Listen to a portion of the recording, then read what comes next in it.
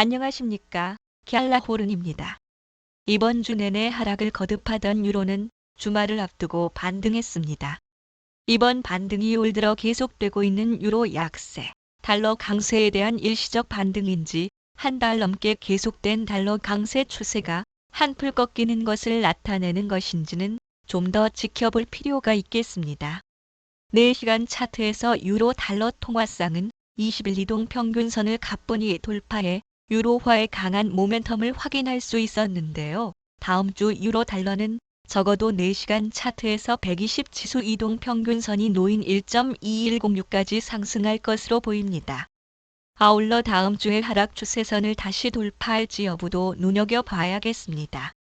4시간 차트 120 지수 이동 평균선 위에 놓인 추세선은 강한 저항선으로 작용할 것으로 보이지만 지난해 말부터 계속 저항선 부근에서 유로와 달러 간의 공방이 치열하게 이어지고 있어 이번에는 어떤 결과가 나올지 관심 있게 지켜볼 필요가 있습니다.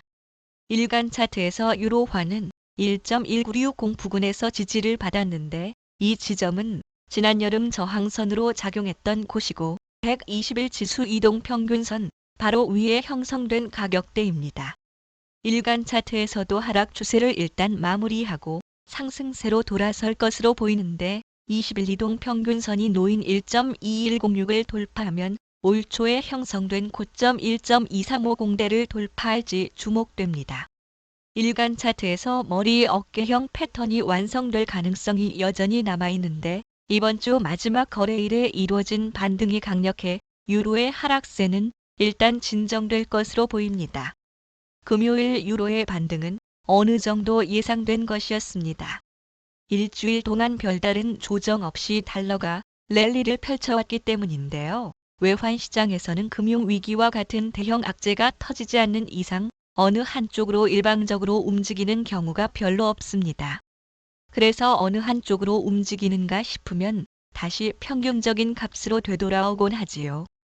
더구나 달러에 대해선 바이든 행정부의 대규모 경기 부양책, 연준의 초안화 정책 등으로 달러 약세가 대세라는 시장의 컨센서스가 형성돼 있는 상황이었습니다. 좀 더 세부적으로 들어가면 금요일 외환 시장에서 대형 이벤트 가운데 하나인 미국의 비농업 분야 고용 변화 발표가 예정돼 있었는데 결과는 기대치를 밑돈 4만 9천 명 증가였습니다. 미국 경제 일간지 월스트리트 저널이 집계한 예상치는 5만 명 증가였습니다. 비농업 분야 지표 결과가 나쁘면 안전 자산에 대한 욕구가 높아져 달러가 상승하곤 했는데 이번에는 미국 경제 사정도 그다지 나을 바 없다는 신호로 받아져 달러 가치가 하락하는 쪽으로 작용했습니다. 반대급부로 유로는 상승한 거지요. 대규모 재정 부양책을 빨리 처리할 수 있는 결의안도 한국 시각으로 금요일 밤에 상원을 통과했습니다. 바이든의 부양책은 예상대로 상원에서 50대 50으로 팽팽하게 의견이 갈렸지만 상원의장이자 부통령인 카멀라 해리스가 캐스팅 보트를 행사해 결의안이 통과될 수 있었습니다. 미 증시는 대규모 부양책이 시행될 것이란 기대에 크게 상승했고 이는 위험 선호 심리를 자극해 유로 강세에도 영향을 줬습니다.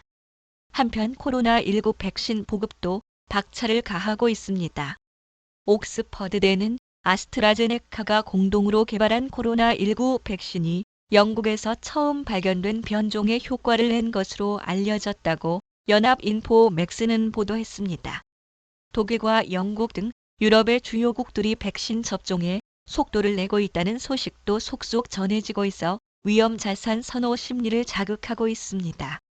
백신 접종이 본격화하면 세계 경제는 빠른 속도로 회복될 것이고 유로를 위시한 위험 자산은 랠리를 펼칠 것으로 갤라호른은 보고 있습니다. 그래서 최근 계속된 달러 랠리는 일시적이고 시장에서 달러에 대한 시각은 여전히 약세라는 점은 갤라호른은 지적하고 있습니다. 갤라호른에서 생산하는 보고서는 참고용으로 활용하시기 바랍니다. 투자를 할 때 이에 대한 책임은 전적으로 투자자 자신에 있다는 점 늘 잊지 않길 바라겠습니다. 지금까지 갤라호른이었습니다. 궁금한 점 있으면 댓글이나 메신저, 이메일로 문의하시면 됩니다. 감사합니다.